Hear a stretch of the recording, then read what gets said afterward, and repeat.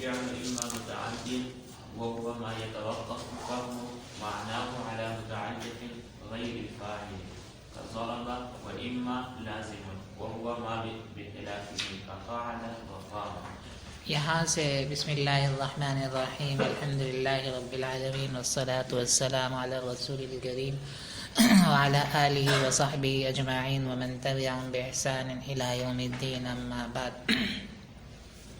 مصنف رحمہ اللہ تعالی یہاں سے فعل کی ایک اور تقسیم ذکر کر رہے ہیں مفعول بہ کے اعتبار سے کہ فعل کی دو قسمیں ہیں، متعدی اور لازم۔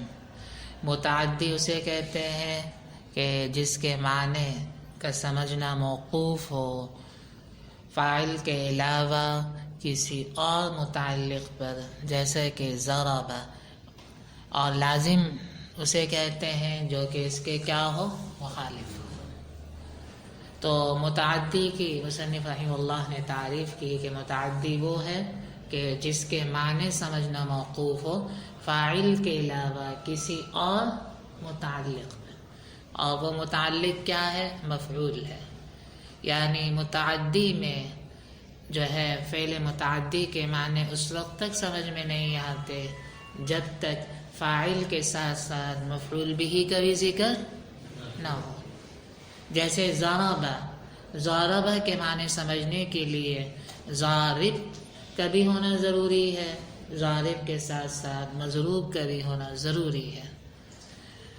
متعدی لازم اسے کہتے ہیں جو کہ اس کے مخالف ہو۔ مخالف ہونے کا مطلب یہ ہے کہ اس کے معنی سمجھنے کے لیے فاعل کے علاوہ کسی اور متعلق کی ضرورت نہ ہو۔ جیسے قعد، قعدہ کا معنی سمجھنے کے لیے قاعد کا ہی ہونا کافی ہے، کسی اور کی ضرورت نہیں ہے۔ یہاں متعلق سے مراد مفعول ہے، متعلق سے مراد مفعول ہے۔ جی، والمتعدي قد يكون إلى مفعول واحد كضرب زيد عمرا، وإلى مفعولين كأعطى زيد عمرا درهما، ويجوز فيه الاقتصار على أحد مفعولين كأعطيت زيدا أو أعطيت درهما، بخلاف باب علمت، وإلى ثلاثة مفاعيل نحو أعلم الله زيدا عمرا فاضلا، ومنه أرى وأنبأ ونبأ وأخبر وخبر وحدث۔ یہاں سے مصنف رحمہ اللہ تعالی متعدی کی اقسام ذکر کر رہے ہیں۔ اقناع الضمیر میں آپ نے 4 قسمیں پڑھی ہیں، مصنف اس کو 3 قسموں میں ذکر کر رہے ہیں کہ متعدی جو ہوگا وہ کبھی متعدی ہوگا ایک مفعول کی طرف، کبھی 2 مفعول کی طرف۔ اگر 2 مفعول کی طرف متعدی ہو، ایسی صورت میں ایک مفعول پر اکتفا جائز ہوگا یا جائز نہیں ہوگا۔ اور تیسری قسم یہ ہے کہ فعل جو ہے متعدی ہوگا 3 مفعولوں کی طرف۔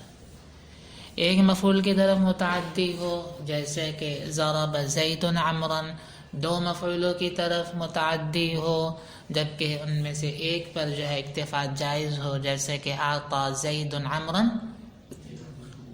درہما۔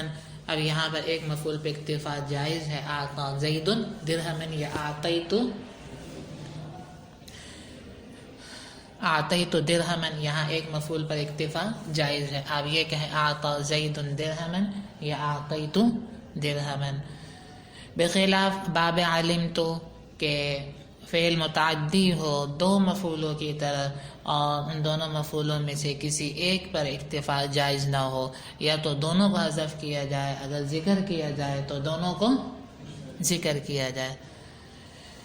اور متعدی ہو 3 مفعولوں کی طرف جیسے کہ اعلم اللہ زیدا عمرا فاضلا ومنہ الی آخرہ۔ اب ان میں سے اگر فعل جو ہے متعدی ہو 2 مفعولوں کی طرف، اس کی تو وضاحت ہو گئی کہ ان میں سے ایک کو جو ہے دونوں کو ذکر کرنا ضروری ہے یا ایک کو ذکر کرنا ضروری ہے۔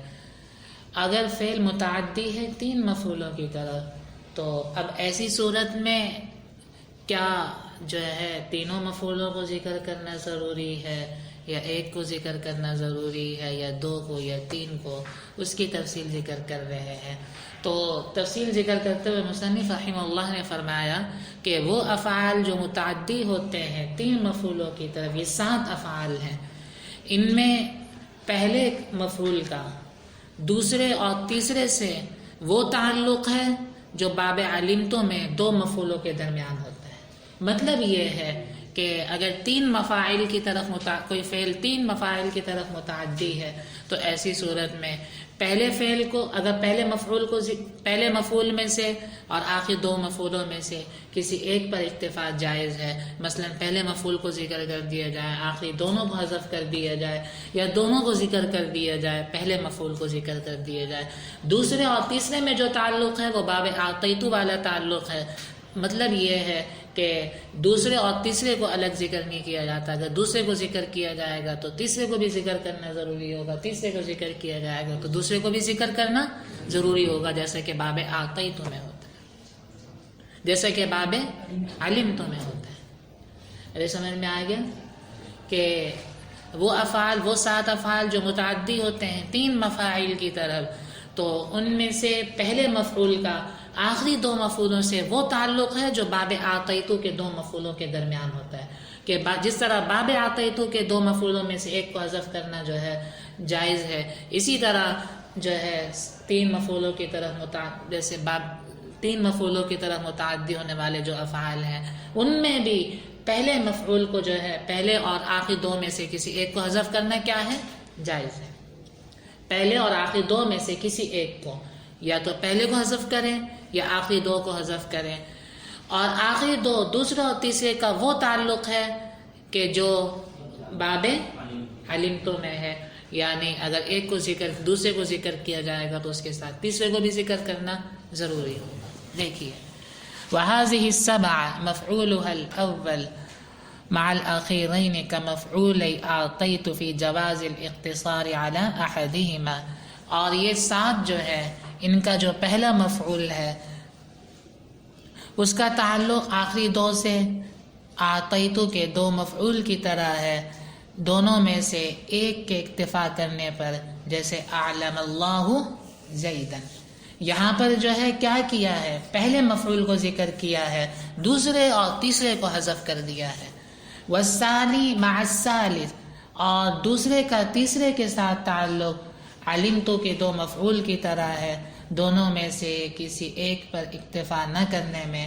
فلا تقولوا اعلمت زیدا خیر الناس، تو اس لیے آپ ایسا نہیں کر سکتے کہ دوسرے مفعول کو حذف کر کے تیسرے کو ذکر کر دے، اور اگر تیسرے کو ذکر کرنا ہے تو اس کے ساتھ دوسرے کو ذکر کرنا ضروری ہوگا۔ البتہ یہ ہو سکتا ہے کہ اگر آپ پہلے کو جو ہے حذف کر دیں، دوسرے تیسرے کو ذکر کر دیں، یا پہلے کو ذکر کر کے دوسرے تیسرے کو حذف کر سکتے ہیں۔ بل تقول اعلمت زیدا عمرا خیر الناس، میں نے زید کو جنوایا عمر کا لوگوں میں سب سے بہتر ہونا۔ سمجھ میں آ گیا بھائی؟ سمجھ میں آ گیا سب ساتھیوں کو؟ جی افعال القلوب، چلیں آگے۔ جی افعال القلوب علمت ظننت حسبت قلت رأيت مجدت زعمت، جی وهي افعال تدخل على المبتدأ، یہ 7 افعال ہیں جن کو افعال قلوب کہا جاتا ہے، اس وجہ سے کہ یہ جو 7 افعال ہیں یہ یقین کے لیے آتے ہیں یا شک کے لیے آتے ہیں۔ یقین اور شک کا تعلق جو ہوتا ہے وہ دل سے ہوتا ہے۔ 3 اس میں یقین کے لیے ہے، علمت اور رأیت وجدت ظننت حسبت خلت، یہ آخری 3 جو ہیں شک کے لیے ہے، اور زعمت جو ہے وہ کیا ہے؟ شک اور یقین دونوں کے لیے ہے۔ یہ 7 افعال ہیں، ان میں سے 3 یقین کے لیے ہے، یعنی علمت، رأیت اور وجدت۔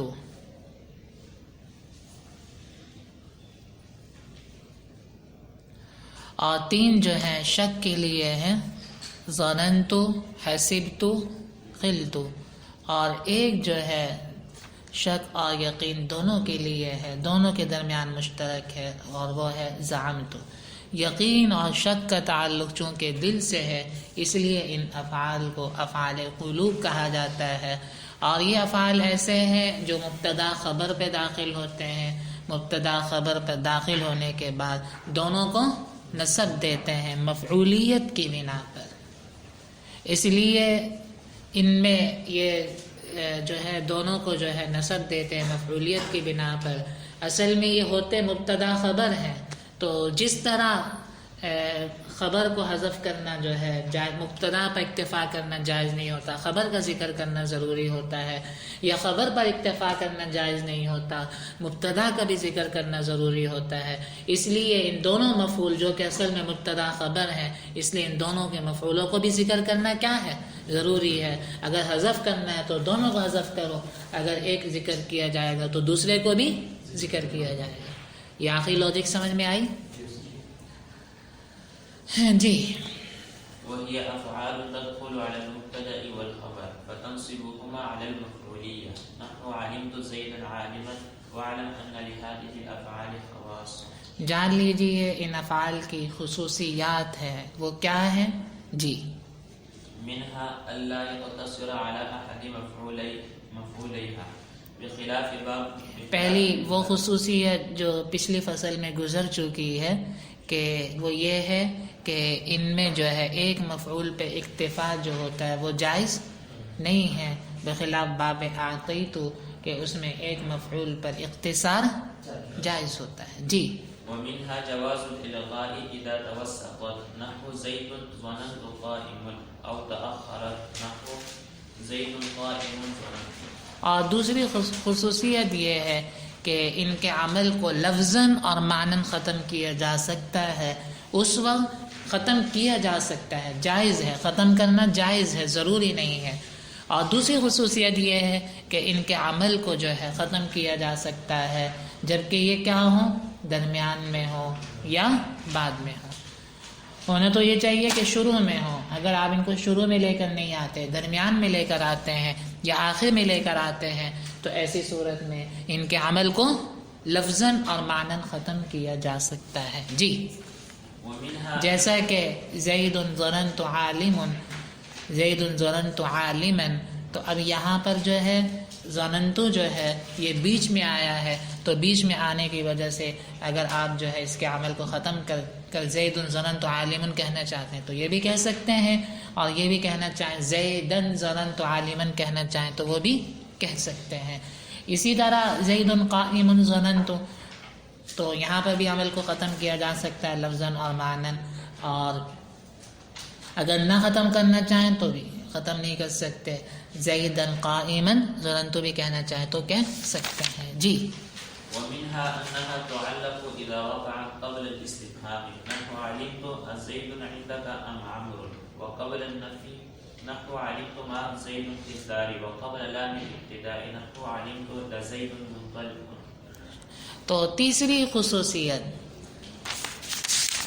خصوصیت یہ ذکر کی جا رہی ہے کہ اگر یہ استفہام سے پہلے ہوں، اگر یہ افعال قلوب استفہام سے پہلے ہوں یا نفی سے پہلے ہوں یا لام ابتدا سے پہلے ہوں، تو ایسی صورت میں ان کا عمل کیا ہو جاتا ہے؟ ختم ہو جاتا ہے. یہ معلق ہو جاتے ہیں. معلق ہونے کا مطلب یہ ہے کہ ان کا عمل ختم ہو جاتا ہے، اس لیے کہ یہ استفہام اور نفی اور لام ابتدا صدارت کلام کو چاہتے ہیں، کلام کے شروع میں آنے کو چاہتے ہیں. تو اگر جو ہے یہ افعال بھی عمل کر رہے ہوں گے تو ان کی صدارت ختم ہو جائے گی. تو صدارت برقرار رکھنے کے لیے یہ کیا جائے گا، ان کے عمل کو ختم کر دیا جائے گا. یعنی عمل کو ختم کرنا ضروری ہے، درمیان میں آئے آخر میں آئے تو عمل کو ختم کرنا جائز ہے. اور اگر لام ابتدا نفی استفہام سے پہلے آئے تو عمل کو ختم کرنا ضروری ہے. جی. ومنها أنها يجوز أن يكون فاعلها ومفعولها ضميرين لشيء واحد. نحو علمتني منطلقا وظننتك فاضلا. چوتھی خصوصیت یہ بیان کی جا رہی ہے کہ اور افعال میں تو یہ ہوتا ہے کہ اگر فاعل اور مفعول کی ضمیر متصل ہے، جیسا کہ پیچھے گزر چکا ہے اتقی نفسک میں، اگر فاعل اور مفعول کی ضمیر کیا ہے؟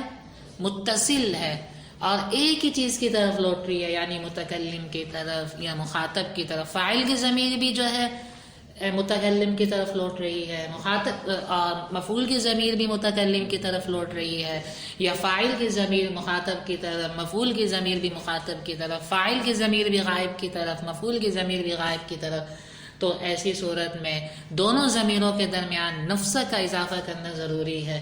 لیکن افعال قلوب ایسے ہیں کہ ان میں جو ہے کیا ہے، دونوں ایک ساتھ آ سکتی ہیں، نفس کا اضافہ کرنا ضروری نہیں ہے.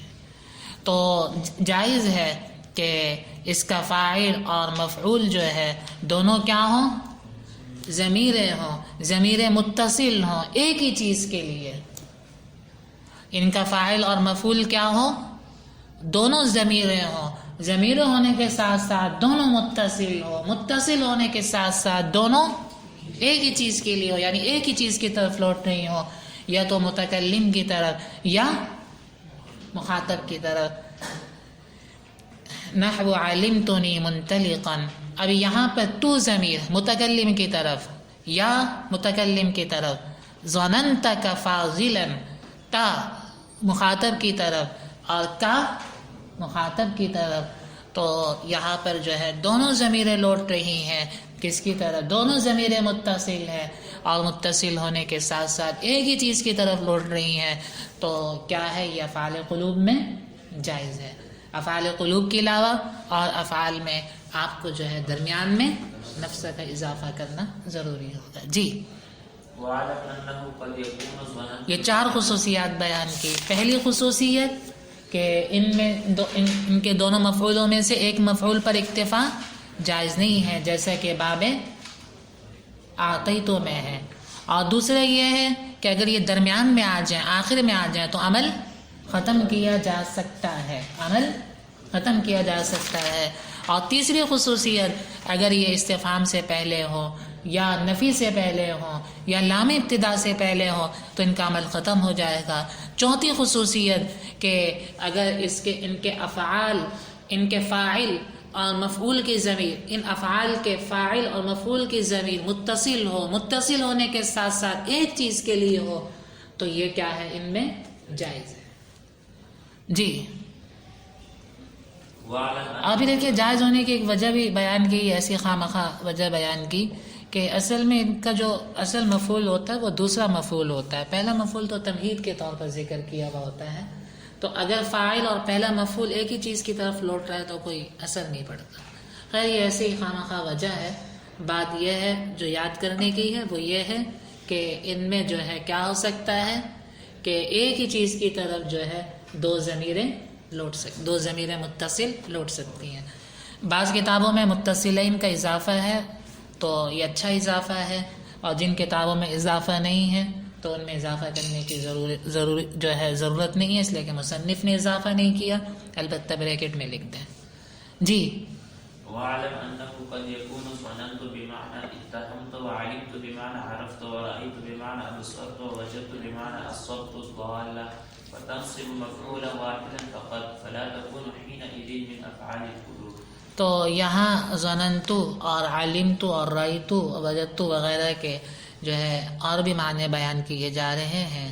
وہ یہ ہے کہ اگر ظننتو اتہمتو کے معنی میں ہو، علمتو جو ہے عرفتو کے معنی میں ہو، رأیتو ابصرتو یعنی آنکھوں سے دیکھنے کے معنی میں ہو، اور وجدتو پانے کے معنی میں ہو، تو ایسی صورت میں یہ افعال قلوب سے نہیں ہوں گے، افعال قلوب میں شامل نہیں ہوں گے. افعال قلوب میں شامل نہ ہونے کی وجہ سے یہ صرف ایک مفعول کو نصب دیں گے. سمجھ میں آیا بھائی؟